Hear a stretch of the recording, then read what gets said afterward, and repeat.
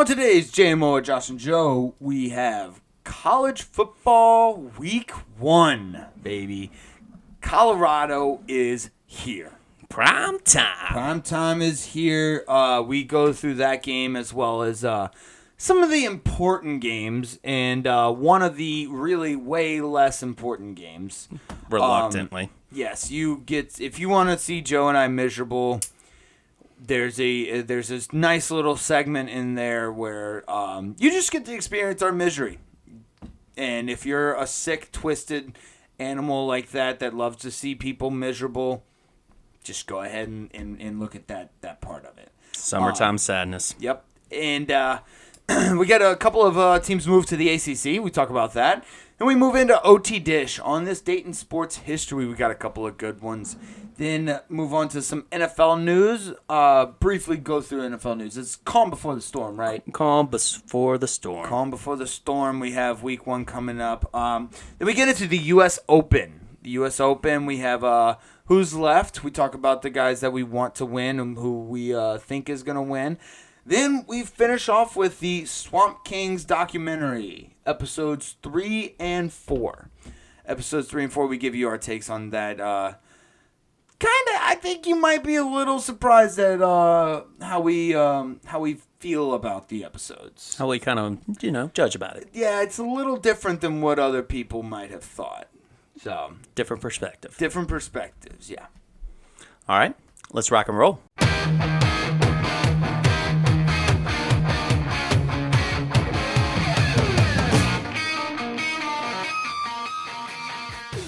Welcome to JMO, Josh and Joe. It is Tuesday, September 5th, and Joe, Colorado is a fucking football team, baby. Prime time's here to stay. Holy shit, man, that was electric. It was great. It was one of the first games on that Saturday. I was about to say 11 o'clock is the new prime time now. Dude, it is the prime time. Yeah, fuck what the NFL thinks. 11 o'clock. Basically, whenever Colorado plays is the new prime time. Well, and the ratings definitely prove that too, because that was Colorado TCU was definitely one of the most highly watched games this weekend. I think it had the highest rating, or one of the highest ratings. It had one of the highest ratings, but the other Sunday night game actually had the highest. But don't worry about that. Dude, okay, so not only is Colorado epic, but like prime time is what college football needs. They need a coach like him. Like a just polarizing figure that doesn't give a fuck about anything. They'll pray in front of you. They don't give a fuck what you think about religion. He'll tell you what is on his mind. He doesn't give a fuck about your opinion or how you feel. And that, in my opinion, is the best thing for college football right now. He has the hood that backs him up, and he knows it, and that's all he cares about.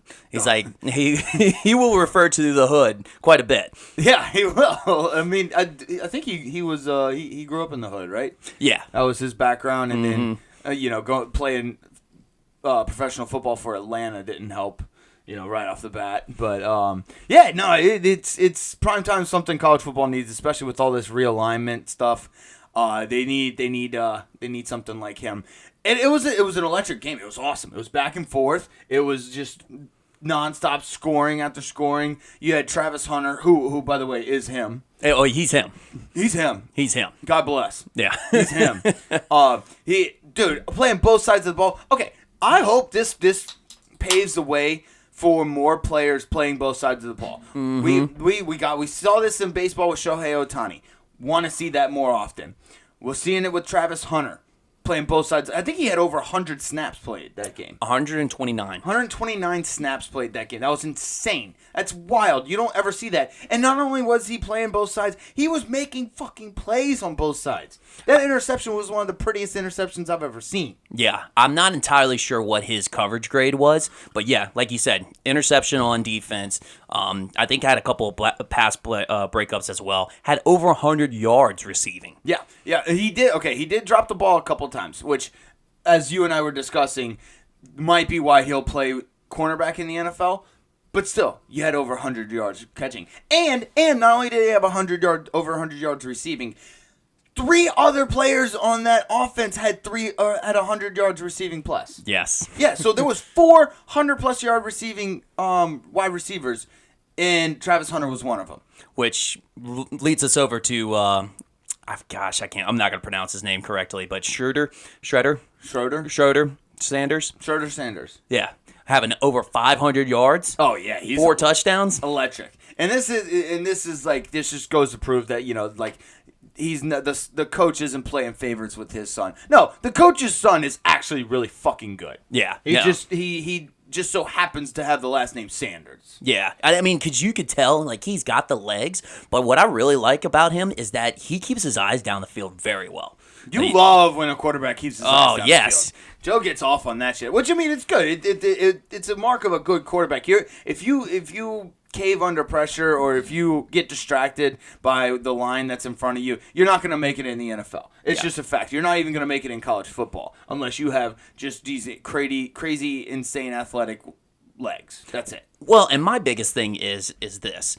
It's already hard enough as a defensive back's job in football to defend like one of the fastest players of a wide receiver. But the good thing is if you actually do your due diligence, watch film, and get to pick up the tendencies of wide receivers, you can kind of pick up on what routes are being run that play. But once the play breaks down and there is nothing it's at the end of the route, but the play continues on longer than expected. How are you going to guess what the wide receiver is going to do? The wide receiver doesn't even know what he's going to do. Exactly. I mean, he just sees the quarterback doing something, and he goes that route. Another thing which makes you and I both agree, cornerback's the hardest position on the field. Yes. Another thing that makes it is if the quarterback not only is looking downfield but is good at looking you off, because you have to not only keep up with the fastest fucking person on the field, you have to read the quarterback who's throwing him the ball. You have to read his eyes, and then when the quarterback gets good at looking you off, like looking in a direction of a different receiver and then passing it to the receiver that you were supposed to be defending, it's impossible. Your mind becomes mush. Yep. That's exactly what. So that's what I like a quarterback that keeps his eyes always down the field, because then you can manipulate the defense. You can look for those open players that are breaking off of their routes, which is the hardest thing to cover at that point. I think we're in agreement. Quarterback might be the most important position on the field. Cornerback's the hardest position to play. Yes. It's by far the hardest position to play. It doesn't even come close. You have to be one step ahead of the world-class speed wide receiver. Yes, exactly. Say that again. World-class. World-class. Speed. Yeah. Like, I'm talking, some of these guys are Olympic or track athletes. I mean, Tyreek Hill self-proclaims himself as. Yeah, well, he's a cheetah. But he is. He's a cheetah. Yeah. So, he runs 70 miles an hour. Mm-hmm. So, but yeah, no, I'm loving it. It's we kept saying it's new look, same Big 12, right? That was pretty funny, yeah. That was good. I mean, hey, it's entertaining as fuck. I mean, you go, like, it'll be fun to watch them go up against a good defense, but hey, Colorado's here, baby. Yep. Colorado's here, and I especially after this game, with just the way Coach Prime conducts himself, because he's Coach Prime. You want him to. He's flamboyant. He'll talk out of his ass. Blah blah blah. Not as a coach, he's strict and hardcore, and I think a lot of players would go and want to play for it. He runs a tight ship. But he's still prime time. He's still cool. He's prime time. It's amazing. He's walking the tightrope, and he's doing it so perfectly. Great game. TCU, Sonny Dykes got a little work. They didn't look bad. I don't want to take anything away from TCU. I think Colorado might have been a little underrated. Well, yeah, they definitely were. Obviously, the Vegas didn't even know what they were going to be. They were 20-point dogs. That's okay. That was another thing that was weird to me. Some people even got them in at minus 21. Yeah. What? Well, I think Vegas really just didn't know. Well, I mean, think about this. They won one game last year. They won one game last year. They also had a turnover of 73 players. Typically, that doesn't bode well for a team the next year. At all. It's definitely rebuilding type of phase, and maybe a long-term rebuild. But we're in the transfer portal age now, and Coach Primetime, Coach Sanders, like obviously brought some dogs with him from Jackson State, from Jackson State. They probably thought they were, not D1 level type of players. Right. So Small college players. So there was a mix of things that played into account. But yeah, no, definitely should have took that spread. Oh yeah, 100%. That was it. That was the hindsight lock of the year. Yes. Anyways, all right. So let's. We're not gonna go through every single college football game because there's just way too fucking many. So we highlighted a few that we're gonna kind of skim through. Starting with the Thursday game, Florida Utah. Starting off basically week 1 of college football. If you had let's start with if you had Spectrum. I was about to say the biggest storyline. The biggest storyline. If you had Spectrum, you got fucked. Yeah. You got fucked. And I just happened to be in a place that had Spectrum on every TV.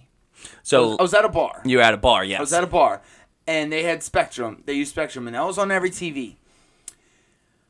The fucking game cut out right at kickoff. Right at kickoff? Right at kickoff. I'm talking maybe a minute and a half, 2 minutes before kickoff. Mm-hmm. And it just the screen went blank. And it was incredible because it was just Spectrum bitching about Disney. They raised the prices, which all right, side note, I stand with Spectrum here. Okay. I'm on the side. Fuck Disney. Fuck Yeah. Disney. You're pretty much jacking up the prices so that you can recoup the losses that you incur with your shitty fucking movies. No, fuck you, Disney, because that means we end up having to pay more. Yeah, it's just going to trickle down at a certain point. Right. So you're just using us to make up for your losses. Go fuck yourself. Make better movies. Yeah. Do better. But yeah, that was that was wild. I can see people being really pissed if they went to a bar and that happened too, because then you don't even have control at that moment. It's not like you could just switch on them, on the spot. No. The only thing that some places could do, I guess, if you had a smart TV and you can go to YouTube. Well, that's if they had it. Stream it if they had it. But that's a big if, you Yep. know. Log into somebody's YouTube Live account. We're the bar that I was at. They're gonna have to figure it out. Yeah. But anyways, again, I stand with Spectrum. Fuck Disney. Yeah. No, I definitely I'm the same way. I feel like I was like, hey, you know what? Sticking it up to Disney, trying to not take complete control out of everything. But I tell you what, if I was a Spectrum TV owner, I'd be pissed. Yeah, but sure, they were probably pissed at Spectrum. I understand. But I think the real evil is fucking Disney. Trying to just jack up prices. Let's see. Let's talk about the game. It seemed like everything that could have gone wrong for Florida actually went wrong. Yeah. Like, you can't have two guys on the field at one time with the same number. That Billy, Mr. Napier, man, that's on you, bud. It's moments like that you just know it's going to be a long year. Yep. It's going to be a long year. And a long year. Yeah. Yes, this is Billy Napier's first year, so I get it. He's No, second year. His second year. So I get it. It's going to be a little bit. There's always some growing pains when you take over a new program, and his leash is probably pretty short there in Florida already. But just those mistakes. Yeah, I mean, they're tough. They're tough to get by. Yeah, they lost some talent, from last year with Anthony Richardson, obviously, and some other pieces. But yeah, when you start off the game with a 50-yard bomb, yep, from the opposing team, that it's all downhill from there, kind of.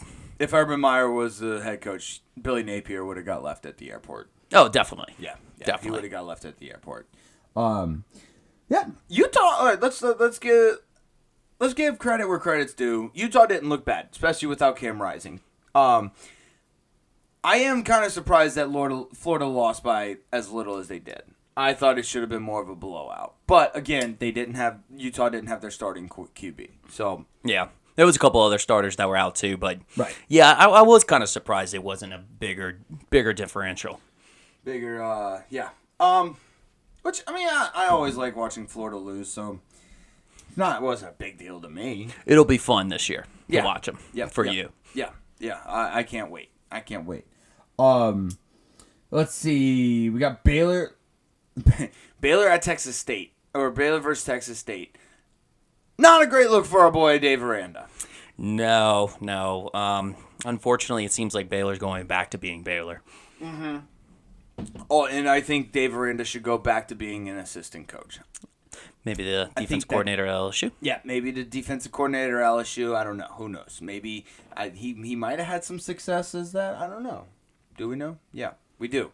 Go back to coaching. I mean, he won the 2019. Go back to coaching LSU. Dave Aranda. You're not a good head coach, man. It's just like the same. It's the same concept as college head coaches trying to make it in the NFL. You got to find your role, find your niche, and just perfect it. That's it. Put all your eggs in that one basket.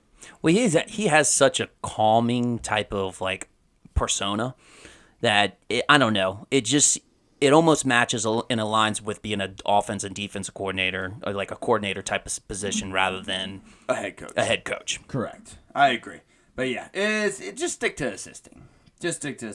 UNC versus South Carolina. I like Drake May. I like Drake May. I think he's going to be good. He's a slinger. Yep, and I think UNC is going to be forced to reckon with. Maybe I'm not saying national championship by any means, but well, hey, look, Mac Brown, he's been there, done that, at least on the at the top level.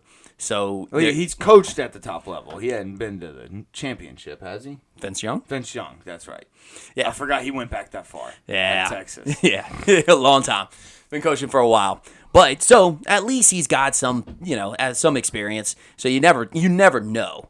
And then if he's got a quarterback like Drake May, he's a gunslinger, 24-32, 269 yards and 2 tutties. Yep. Did have 2 interceptions, so he's going to need to kind of dial it back on that. I didn't see those I didn't watch the whole game, so I didn't see the interceptions. I don't know if they were his fault or what, but yeah, the biggest thing was it almost seemed like the stats were kind of a little bit even because I was like trying to figure out exactly. I was like, where did South Carolina go wrong? They're too one-dimensional in my opinion. Yes, that was one of it. One of them was too one-dimensional. They were also 0-4 for fourth down, so not very good success there.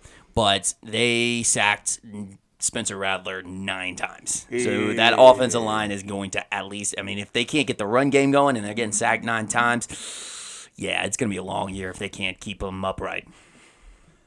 Dude, the guy, what's his name? Xavier Legette, the wide receiver for South Carolina. Oh, yeah. Right, he had like 176 yards. Yeah, That's what I meant. Like all Spencer Rattler did was basically close his eyes and throw it up to him. You get those players sometimes. Yeah. It's just like, hey, I'm just going to give my guy a chance. Yeah, he's legit. He's legit. Legette is legit. Let's see. Let's get to Tulane versus South Alabama. We're in Louisiana, so I felt like it was necessary to bring up my new team this year, Tulane Green Wave. And my alma mater. And your alma mater, University of South Alabama. Well, why? Okay, let me ask you. Why on God's green earth would you ever try to add fuel to the fire? And so, all right, little context. What University of South Alabama did, they're in Mobile, Alabama. They put on the back of their helmets it was something about how Mardi Gras was founded there. Home of Mardi Gras, which I guess technically Mardi Gras was founded in Mobile, Alabama. But nobody even knows that Mardi Gras exists in Mobile, Alabama, except for people who are in Mobile, Alabama. So why on God's green earth would you put that on your helmet and just add fuel to a fire that's already been created? It was obviously targeting. It like, they were... Yeah, but why? Why would you do that? Why would you just piss off your opponent? That doesn't work. I agree. That was pure bulletin board material right there. But... we talk about it every year. Yeah. Playing Tulane, playing where, Mardi Gras is the biggest in the world in New Orleans. People fly from all over to go to Mardi Gras in New Orleans. Nobody goes to Mardi Gras in New Orleans in Mobile except for fucking Mobilians. Yeah. That's it. So Shut the fuck up, Mobile. I feel like there's enough evidence of bulletin board material to not do things like that. Don't do it. Don't do it. Just don't fuel the fire. No. Joe, I want you to listen to this stat line, though. This is why Tulane's going to be my new team. Michael Pratt. Mm-hmm. Do you know who that is? Quarterback at Tulane. 14 of 15. 294 yards, 4 touchdowns, 0 interceptions. That is 20 yards per attempt, brother. So he basically threw a touchdown once every 4.5 passes? Basically. Once every 3.5 passes. Yeah. Yeah, once every 4 passes. Pretty much. Yeah. Holy shit. That's wild. And but here's my point. Like they're not just dump off passes because he was averaging 20 yards per attempt. Yeah. No, he was throwing it up there. He was chucking them, baby. I think I might be a Tulane fan right now. I think I'm just go Green Wave, baby. You know they're one of the only colleges with a mascot that isn't an animal. Really? Yeah, Tulane Green Wave. I think it's also one of the mascots that do not have an S at the very end. And at the S at the end, yeah. Yeah. Yeah. Let's see. We got Rutgers. Let's point out Rutgers versus Northwestern. The battle of the hazers, as you called it. The battle of the hazers. Hazers, yeah.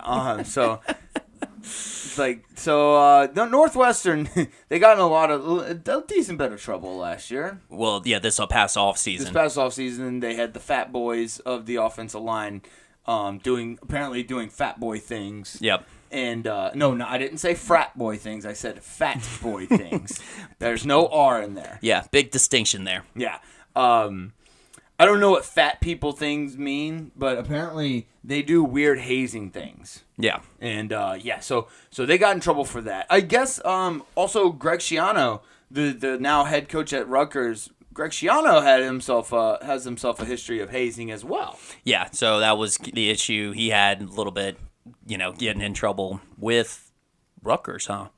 Was it with Rutgers? I want to say it was with his first stint at Rutgers. Yeah. And, so basically, battle of the hazers, and, the Rutgers are the biggest hazers. Yep, the frat boys would love this game. Frat boys love this game. Anyways, let's see. Duke versus Clemson. Is it March? Right? Is it March? Are we watching basketball? No, that's a football score. Yeah, they trounced Clemson. It was like close, kind of close in the first half, and then they kind of, when the better team is supposed to break away, Duke's just kind of like said, "Fuck you, I'm running away with this." Duke was the one that broke away. Yeah. That I don't understand. What Dabo Sweeney's got I don't know. You know He's what? Got some shit to figure out. You know what? I don't know if this is an overreaction for sure, but this being the downfall of Clemson, maybe, and this kind of can be contributed that from the fact, if you really kind of go back, it's kind of the reluctancy of Dabo with the transfer portal and the NIL. He doesn't like the transfer portal. He's actually been very open about that. Very open, very reluctant to actually kind of transition his team and like the university into that type of new phase that we're in, and this is kind of how it's showing. He wasn't great. He wasn't too great last year, dude. If Nick Saban can do it, you can do it. Now, granted, I understand Nick Saban has himself a recruiting pool that stretches all over the U.S. and it's probably so deep that it doesn't matter if he uses the transfer portal or not. But he has used it. Well, he's adapted. He's adapted with anything that's college football has done. I mean, I hate giving him, all due respect and such. Credit? Yeah, but at the same time, it is what it is. He's good. He is good. So, but yeah, he's probably the best college football coach of all time. Yeah, I'm gonna say it. Oh, yeah. I'll say it. Especially with the level of competition that is college football nowadays. Like, yeah, sure, you could say Newt Rockne back in the day. You could say Bear Bryant way back in the day. But the talent level across the board of that is the U.S. was nowhere near what it is today. And I feel like the variables that we have now Agreed. there's so much to it. I think college football from the year 03 to 23, so basically when Nick Saban won his first national championship with LSU, to 23, has changed more in those 20 years than college football has changed probably I think in the previous, I'd say, 40 years, 50 years. Yep. Because college football was kind of the same. Like, the pads kind of changed. There was a couple of rule adjustments. But then from 03, from basically 2000 till now, dude, we've had team switch conferences. We've had just technology. We've had, like, just the level of competitiveness. There's basically, and teams can travel, so you're playing different teams. You're incorporating different styles of football into college, and I just think that it's more impressive nowadays what Nick Saban's doing. Yeah, to have some level of consistency Throughout all of it. Or consistently win. Let's put it that way. Obviously, the ever-changing world of college football is changes your team up and your look, but to consistently win, yeah, it's impressive. And with different teams. Yeah. Do you have anything else on the college football games? As far as any of the college football games, yeah, no. There was nothing else that happened in college Nothing. football. Nope. Let's see. The ACC is a quiet. All right, fine. We'll get to the fucking LSU Florida State game. I'm officially. Yes, I'm overreacting. I'm officially putting Brian Kelly on the hot seat. Ouch. Jeez. Brian Kelly's on the hot seat. This is in no way, shape, or form an emotional decision by me. I took emotion completely out of this. Promise you. Yeah, Brian Kelly, you're on the hot seat, bro. Jeez, I'm Pete's. Now, I wouldn't go that far on my take, but... He's not really on the hot seat. I'm just fucking upset, okay? Yeah, no, I'm pissed, too. I'm not pissed. Uh, I mean, you go into the red zone twice, and you don't come out with any points? None. Fucking blowed. Dude, I don't know what to say. If people want to see us sad, this is it right here. It's... I don't know. We fell apart in the second half. It was like you just... I don't know what to say about it. It was ugly. It was bad. We gave up. Like, from mid-third quarter to on, it was just we fell apart. Yeah, way too many big plays to Johnny Wilson and Keon Coleman. Or Keon Coleman. I don't even care. I don't care either.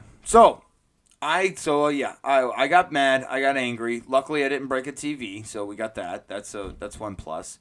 I've been trying to spin zone this. Mike Norvell's a great coach. Okay, Mike Norvell's a great coach. They have a stacked team.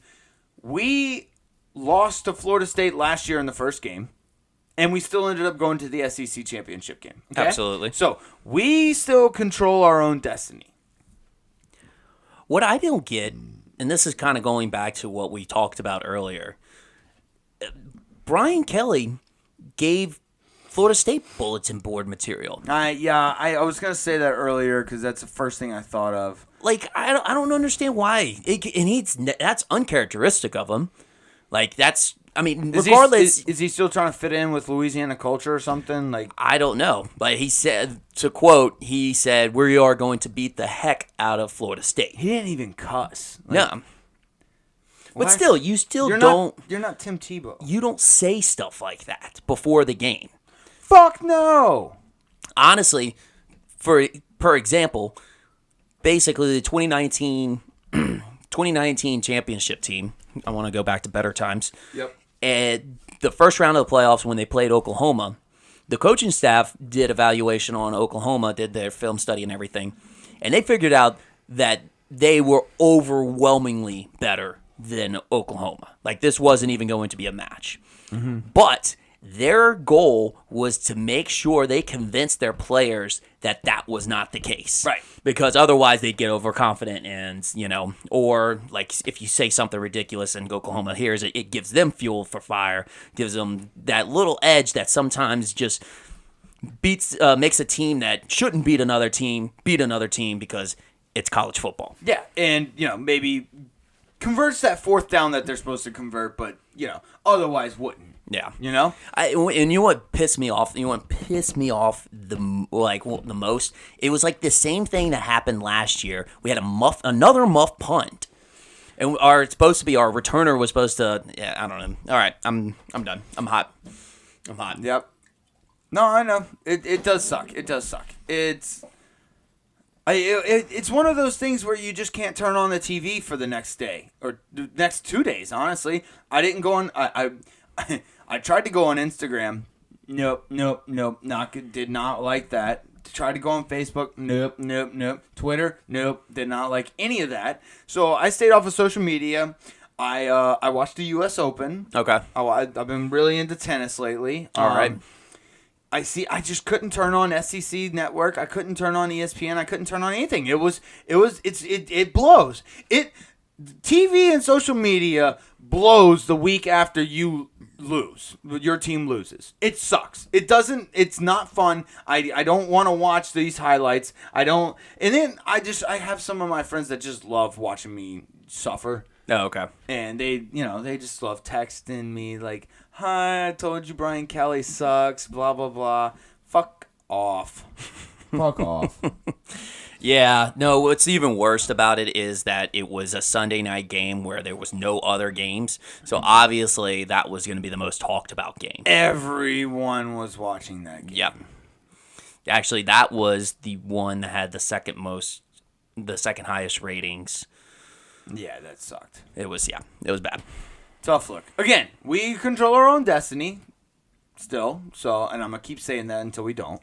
We control our own destiny. Actually, never mind. I'm going to keep saying it because we're always going to control our own destiny. We can bounce back. We have Grambling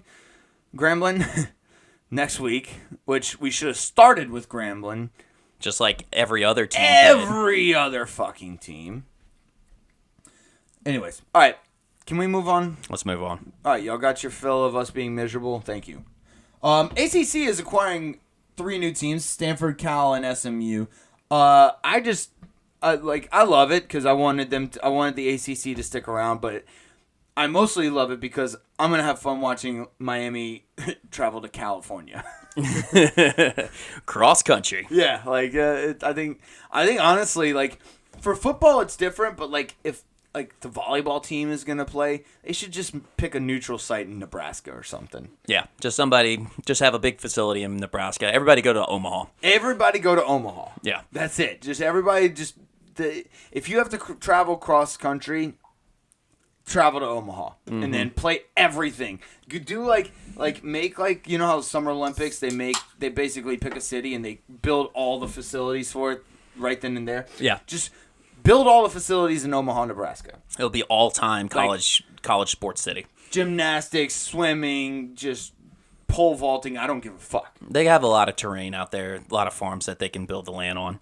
Yeah, plains. It's like the flattest state. Oh, no, that's Kansas.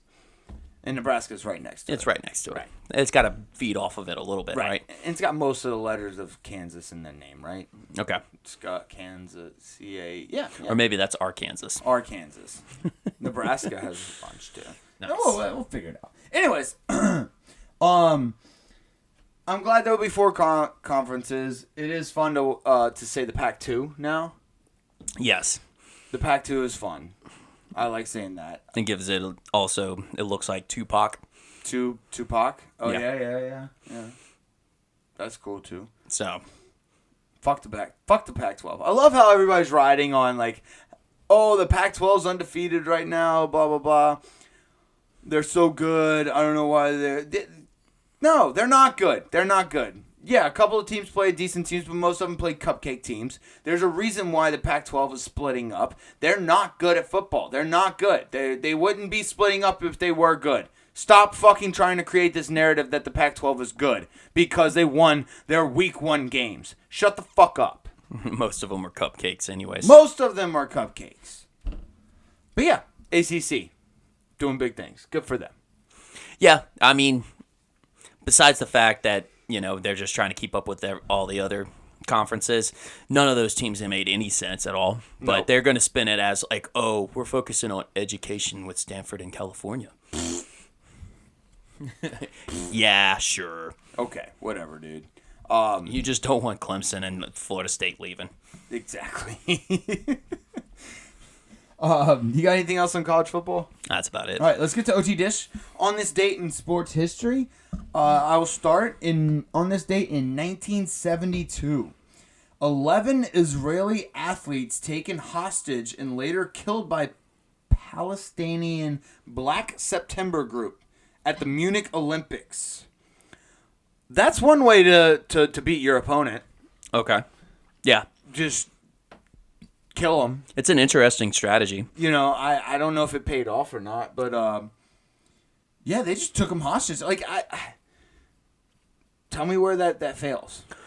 And You can't win if you're not alive. No, that's true. That's true. That's a great point. It's almost like kind of an injury in a way. It's like injuring those players. It's just a permanent injury, Yeah. They just never come back from it. You can't heal from that. Yeah. It's So death. yeah, basically. They steal your soul. But I'm kind of intrigued about this name of this group. Black September. Yeah, they had a Palestinian group called Black September in 1972. Yeah, so they're only around during September. Like they dissolve during the other months. Yeah, that That would be kind of cool. You only work 1 month out of the year. That's it. It seems like these guys got it down. They basically they win because there's no competition, and they only work 1 month out of the year. Yeah, I'm sold. But where do I sign up? Oh, Palestine. Palestine. You got to go to Palestine. Okay. You might have to be black though, or Palestinian. or Palestinian, I don't know or if they're- both. I don't know if Palestinians are black. I think they're Arab. Yeah, I mean, I know, but I don't know. These might have been the outcast. Oh, okay. All right. Yeah. They're definitely not Mexican. No. Okay, got it. All right. Oh yeah. So just kill your opponent. That's the best way to beat him. Interesting. What you got? All right. Getting into the theme of football, college football. 1906, St. Louis University quarterback Bradbury Robinson throws the first legal forward pass in the history of American football for a touchdown. 1906. Jack Snyder. Did we celebrate that in 2006? Because I feel like that was like that's a monumental thing. Yeah, I think Bradbury Robinson's pretty historically known because of the forward pass. Oh, it's an epic name too. Yeah. Bradbury. Robinson. Yeah. But yeah, so Was he black or white? 1906, I'm assuming white. White. Yeah, probably. So, just kind of knowing the history of America and Yeah. everything, is probably white. Probably white. But I don't think that this wasn't the first legal forward pass, but this was the first touchdown. Okay. The only one that really matters. Yes. Well, touchdowns are the only thing that counts. Yeah. So, but I mean, I guess at this point they were developing it during the middle of the field, but it wasn't a good strategy going into the end zone. But I was thinking about this, and like if this happened nowadays, what would be the reaction? What would be the commenters? The Instagram commenters. Right now, if all we did was lateral the ball like in rugby, Mm-hmm. and then he just threw it forward. And they had a touchdown pass, it'd be like, probably a lot of people freaking out, like, wow, this is it. And then there's probably a lot of like the traditionalist college football that were like, they're like, no, that's not the way to do it. You got to run it in. This isn't gonna work out. They're ruining the game. They're ruining the game. Yeah. I was just curious about that. Yeah. I think you got, if Instagram was around in 1906, I think you'd probably be right. Yeah. Twitter, well, X, whatever it's called now. Mm-hmm. Discord, Yep. all of the above. Yeah, they'd probably be pretty pissed. I don't know. It makes the game I love so much better. Right. Let's see. In 1995, Cal Ripken Jr. ties Lou Gehrig's record of playing in 2,130 straight fucking games. I haven't done anything 2,130 times. Not even masturbated. Oh, wow. I don't even know. Like, in a row. In a fucking row. He ended up, let's see. Cal Ripken ended up finishing with 2,632 games. So, just to give you an idea of how far above the competition they are, him and Lou Gehrig is, Cal Ripken Jr. finished with 2,632 games played in a row. Lou Gehrig finished with 2,130. The next person behind them is Everett Scott with 1,307. Wow. That is it. Almost 1,000 games.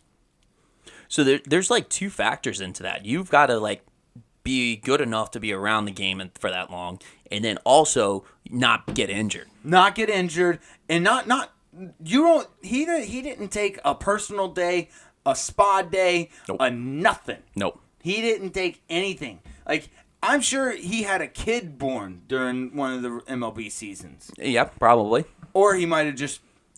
You know what? Cal Ripken was so dedicated to the game that he only had sex when he could produce a kid during the offseason. During the offseason. That was it. That's the only time Cal Ripken ever had sex. That's probably why he was so good at baseball. His methods and his body should be donated to science. Donate it to science. Yeah. Fuck it. I'm down. What else you got? All right. My second OT dish is 1977. Cleveland Indians staged first I Hate the Yankees hanky night. So, Oh, you're the first people to hate the Yankees. Congratulations. well, No, you're not. the Indians were also at that time, the Cleveland Indians, formerly known as the Indians, now the Guardians. They were also on a 18-game losing streak. So really, they were looking for anything and everything to kind of break that losing streak. And so a radio announcer by the name of Pete Franklin dubbed the promotion I Hate the Yankees Hanky Night. And basically, you were given a hanky that said, Hate the Yankees Hanky Night. And this promoted 28,184 fans in attendance. And that weekend, they actually swept the Yankees. Bulletin board material, man. All you need is bulletin board material. And apparently you can give it to yourself. You can give it to yourself. You can self-promote it. You have to... Dude, it is... Actually, that is incredible. Because all you need is bulletin board material. Like, it's incredible how far bulletin board material will go. Yeah. And actually, they had during the games, the fans would have the hankies and they'd be waving it, kind of almost like the terrible towels. Yeah. And Did that go away? I guess that went away. Yeah, well, it worked that series, but it didn't work so well after that. So They didn't do so hot. yeah, they just or the series, years afterwards. But it did last a little bit longer. But it also did have to change from Hate the Yankees hanky night to Beat the Yankee hanky night. Oh, gotcha. Yeah, they're trying to eliminate a little hate in the world. Gotcha. All right, let's do some. Let's get through the NFL. The NFL is kind of it's basically the calm before the storm. Yeah. Yeah. A couple things. One, Travis Kelce's clearly getting old. Yes, I know he hyperextended his knee. Yes, I know it probably isn't a result of him getting old, but I have been saying this all offseason.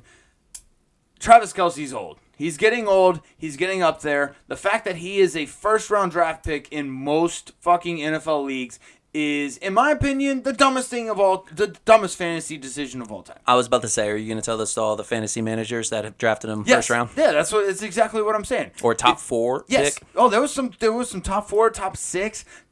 What are you even in a PPR league, even in a full-point PPR league? Look, the over/under's 9.5 touchdowns. He's not going to get it. You slam that under.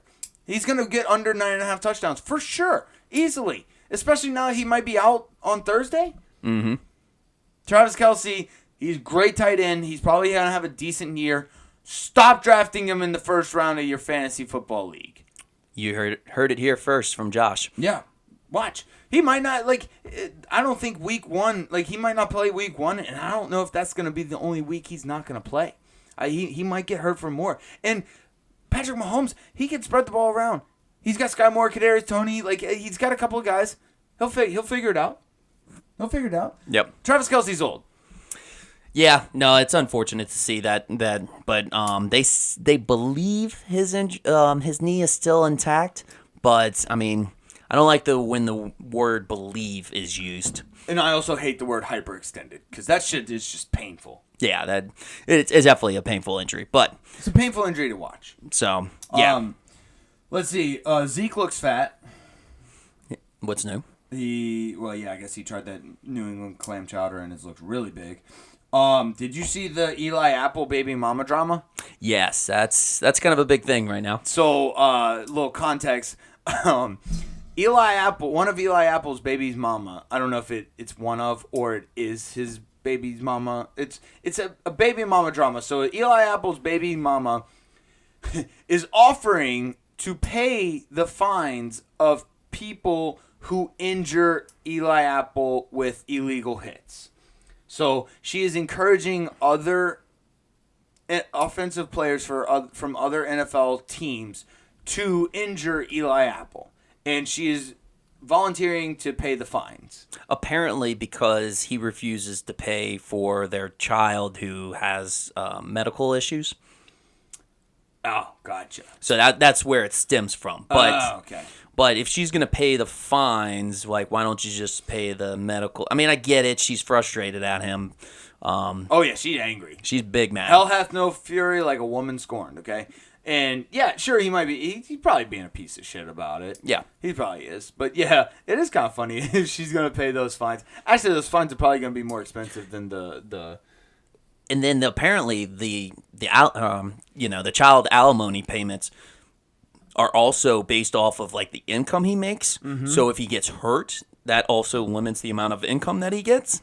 So I don't know the reasoning behind that either. None of this makes any sense from her standpoint. I think she's just lashing out. Yes, it's kind of a Mariah Mills situation yet again. Let's have a little self-control here. Yeah. The whole thing doesn't make any sense. I just thought that was kind of funny. Mm-hmm. Let's see. Last thing I got is that Jonathan Gannon speech was brutal. Well, we kind of already saw this coming when he first had his meeting the team. Yeah, and he had those moments. I just love all the Murr from Impractical Jokers he jokes. Does kind of look like him, and then it's just like it does look like that there was a punishment, and they were just like, now give a pump-up speech. It's like a reenactment from the show. Yeah, it really does. It's so cringy, man. Oh, it's so bad. I can't stand it. You don't have that fire in your gut? It doesn't make you have that fire in your gut? Oh, no. I don't even think he said it that loud. I think it doesn't make you have that fire in your gut. Yeah. Like, what, are we in the library, dude? Yeah. You're in a fucking football locker room. Get it together, bro. Oh, the Cardinals are gonna suck so bad. Yeah. It's oh boy. I don't have anything against the Arizona Cardinals either. So like No, I'm just here for his demise, like his downfall, because it's inevitable. Yeah, it's gonna be fun to watch him crash and burn. It's gonna be fun. Yeah, that's it. That's just like it's like you don't wish that upon anybody, but it's gonna be fun to watch. If it's gonna happen, you might as well have fun with it. Yeah, exactly. Yeah. You got anything else on the NFL? Chandler Jones got locked out of the team facilities. Yeah, that was another little drama that was going on. Those Instagram stories were deleted immediately. Yes, his agent saw him. It was just like, Chandler, what the fuck are you doing? Like, what the hell? Guarantee that's what happened. Exactly. It's like, you don't learn from like people like John Morant or like just anybody who has got like Antonio Brown. Stop posting on social media. Hire somebody to do that for you. Yep. Hire somebody. Like, you can still scroll through Instagram, but when you go to post, you have to have a secretary. And your secretary has to have a secretary, okay? And you need to proofread it by an English major. Just fucking do it. Hell, have a process. Don't stop posting. Hell, they have agents. Like, consult your agent first. Like, hey, look, I'm pissed off about this. I want to say fuck. But, like, And then they can be like, all right, hey, look, settle down. I'll issue a statement or something like that. That way you can just talk through them. The agent's going to be like, hey, I'm not going to make sure you look bad. Like, but I'm also going to, relay your point. He's your interpreter. Have someone proofread it. Anything. I don't know. Call your mom. Call your cousin. Call your sister, brother. I don't give a fuck. Yeah. Do something. Don't post on social media. I don't know. I don't care. Word of advice. Yeah. I guess last thing. Yeah, you made light of this to me, but so in light of the recent split between Skip Bayless and Shannon Sharp, Skip Bayless is now talking with who was it? Keyshawn Johnson and Richard Sherman. It's actually pretty good. I've listened to it a couple times. It's pretty good.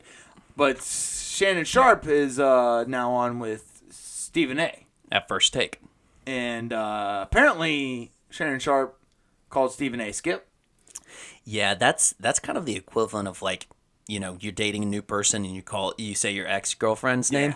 Yeah. That's bad. That's spot on. And not only that, you're the girl that you called you called your new girlfriend your ex-girlfriend's name. Mm-hmm. Not only is that bad, but your new girlfriend and your ex-girlfriend also have history. Yes. Makes it 100 times worse. Way worse. Way worse. So what Stephen A. did the next day, he showed, very funny, showed up wearing a name tag with his name on it, yeah. so that Shannon Sharp wouldn't forget his name. To credit Stephen A., that was pretty funny. That was a great way to handle it. Yes, exactly. Stephen A. could have gone a bunch of different routes, pouted, gotten angry, gotten Shannon kicked off. That was funny. Kudos to you, Stephen A. That big dub. Big dub for Stephen A. You've done a lot of things to piss me off, but this is one of them that, I laughed. It was funny. Mm-hmm. Good on you, bud. You got anything else on the NFL? That's it. All right. Real quick, U.S. Open. Djokovic and Alcaraz are still in it, and they're in opposite brackets. Yes. I'm fucking awesome. I'm fucking happy. Shit. Tiafoe versus Shelton's going on right now. I like this new Shelton kid. He's 20 years old. He's big. He's got the most. I think he's either tied or he has the most aces. In the tournament so far. He's cool. I think he's gonna be really good. Tiafoe is I can hear your fandom already building. No, I like the guy, but I also like Tiafoe. Tiafoe's fucking Tiafoe's awesome. good. He's a great personality. He is great. He's very, very good. Actually, they're locked in. Shelton won the first set 6-2, and Tiafoe's winning the second one 5-2. Ooh, this is good. All right, let's hurry up and finish this so we can go watch it. All right. All right. Let's see. We all just want to see Djokovic and Alcaraz, though. It's going to be a battle to the death. Djokovic seems like he's on a mission. He's on a mission. He's now set the record for most semifinals in majors appearances or semifinal appearances in majors with 47. Yeah, it's fucking wild. That dude just all he does is win. All right, well, let's get to the Swamp Kings doc. Episodes 3 and 4. And I can see why people were pissed. I can see why people were annoyed. They want... we didn't hear anything about Riley Cooper. Nope. Nothing, but basically, they just showed him on camera a couple of times. They did a little ditty about Aaron Hernandez. Yeah, I feel like that could have gone a little bit more in depth, but basically all we got was the spiel from Tim Tebow as far as that one time in the bar. That was the worst side of the story that we could have gotten. Let's actually all right. The worst side of the story, Tebow's view. Yeah, I don't want Tim Tebow's view of the story. He's not going to give the nitty-gritty details. No. He's gonna basically Bible it up for us. Yes. But anyways, episode 3.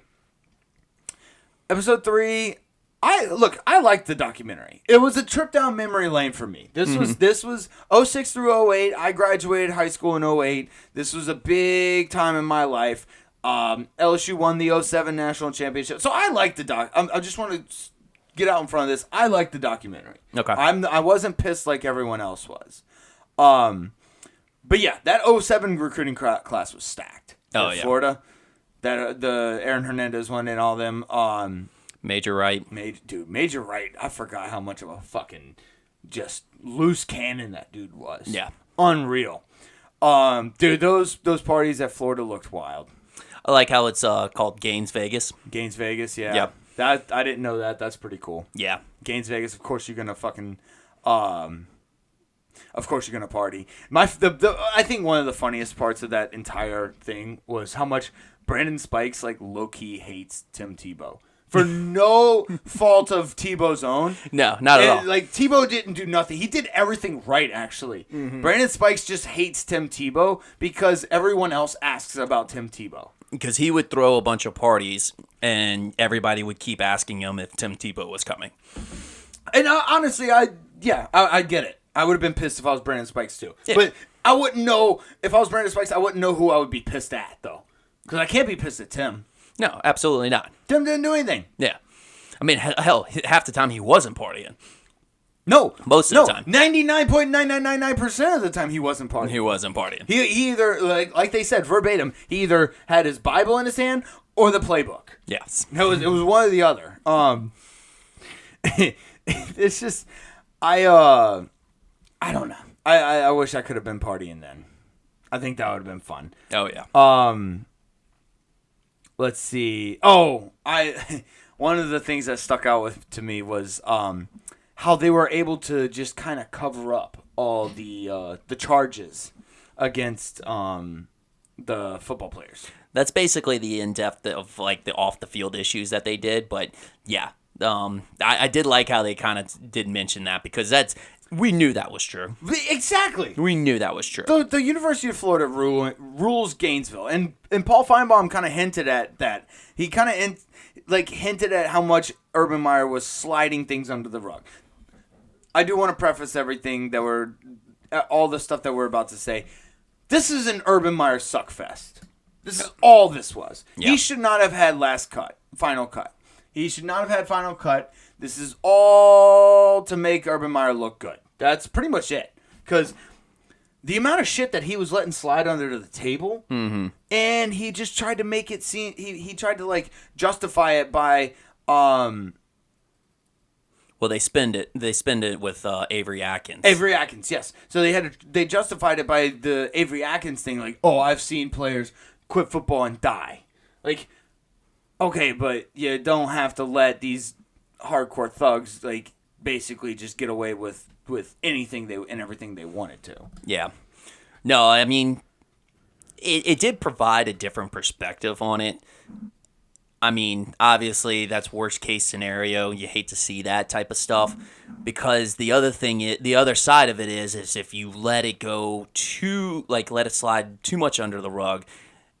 Also, there's the possibility, as we saw with a lot of Florida players after college, get in trouble. It's also illegal.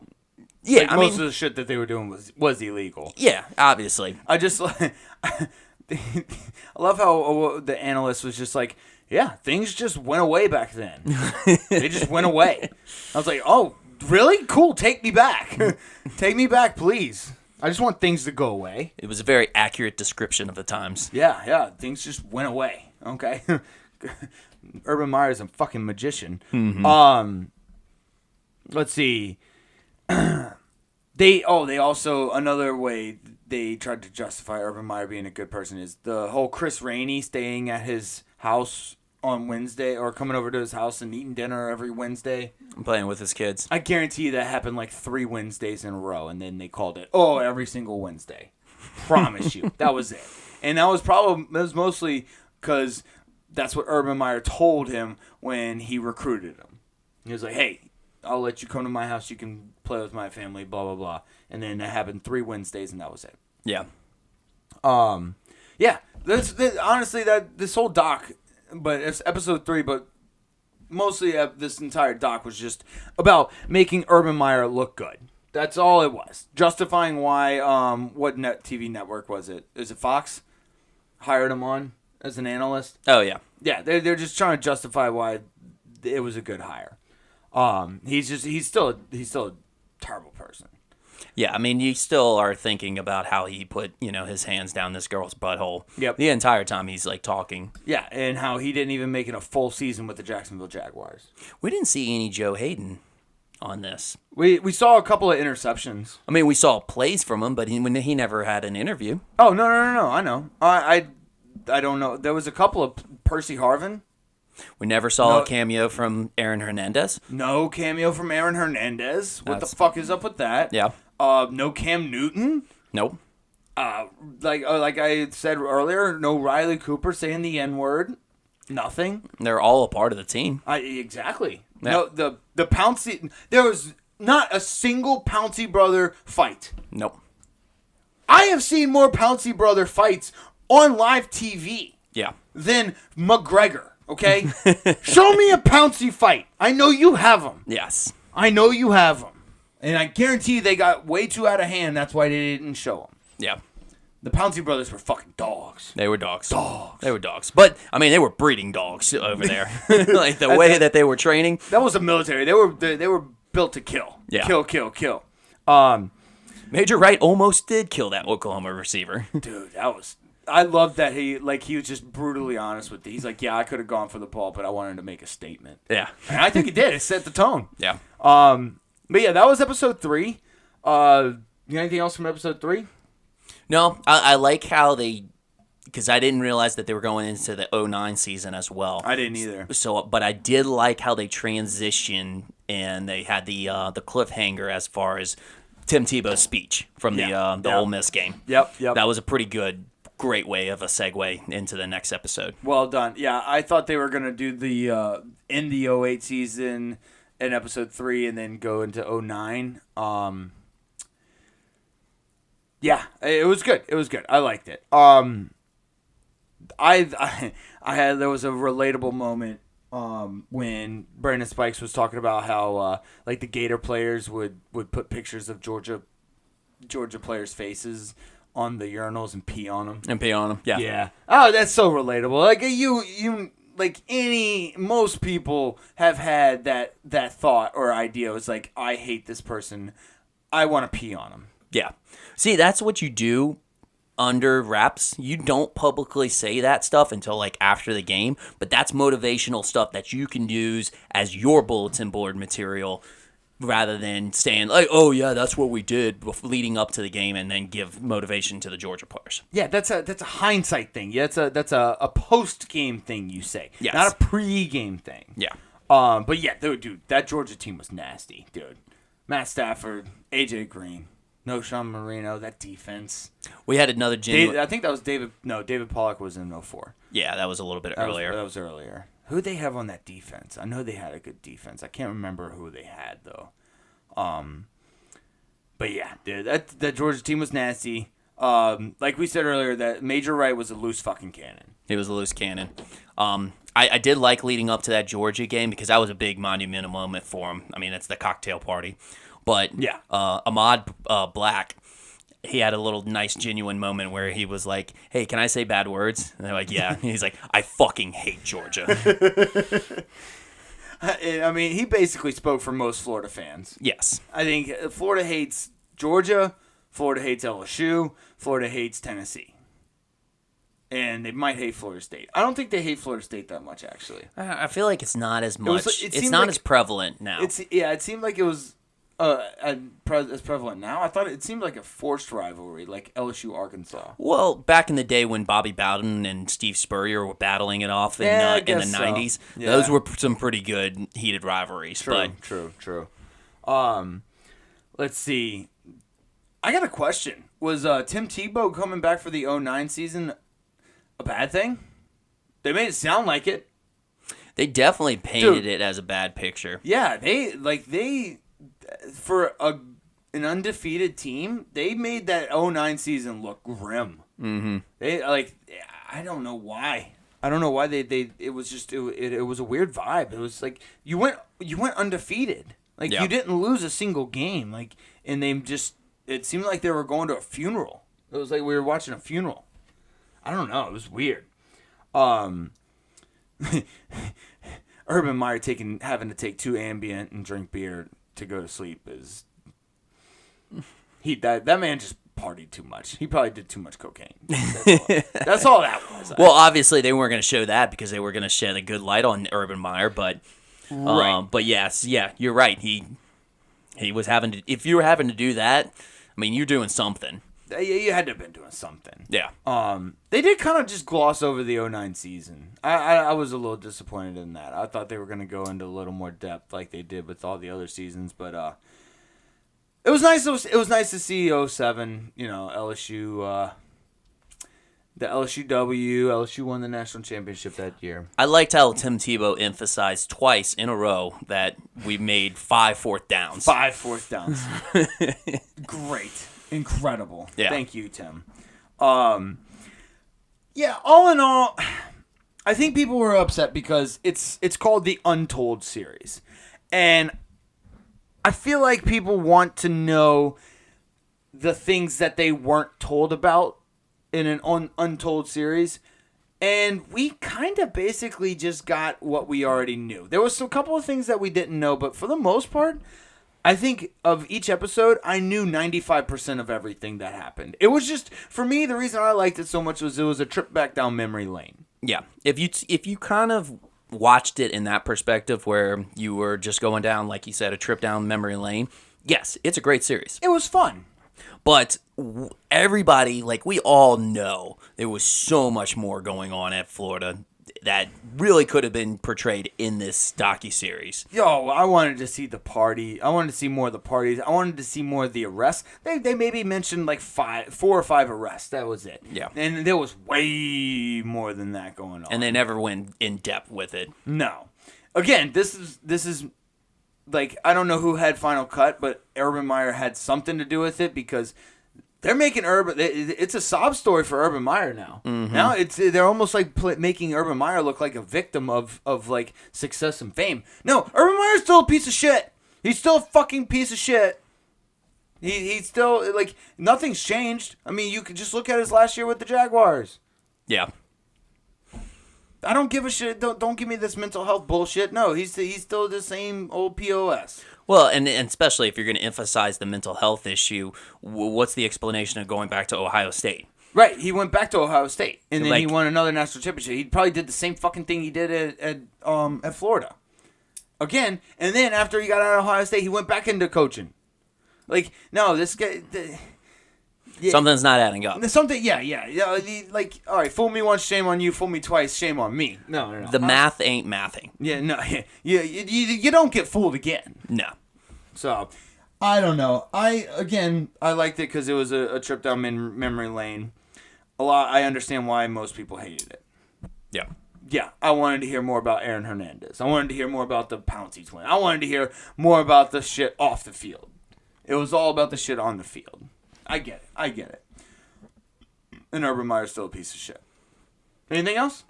My last little shout out for that series, the docuseries, is that I did like the little fun fact of Lewis Murphy cramping up because he drank too much Red Bull before the national championship. That's incredible. That's information I want to know. That's the things I want to hear. Yeah. And Tebow just kind of slid that in there. I'm like, wait, what? Did this man just like chugged Red Bull before a game? He cramped up because he drank too much Red Bull. Oh, that's incredible. It was fun. That's awesome. Anyways, anything else? That's about it. Alrighty, we will see y'all next week. We got NFL coming up, week 1, baby. Let's go. I can't wait. I know. Love y'all. Later.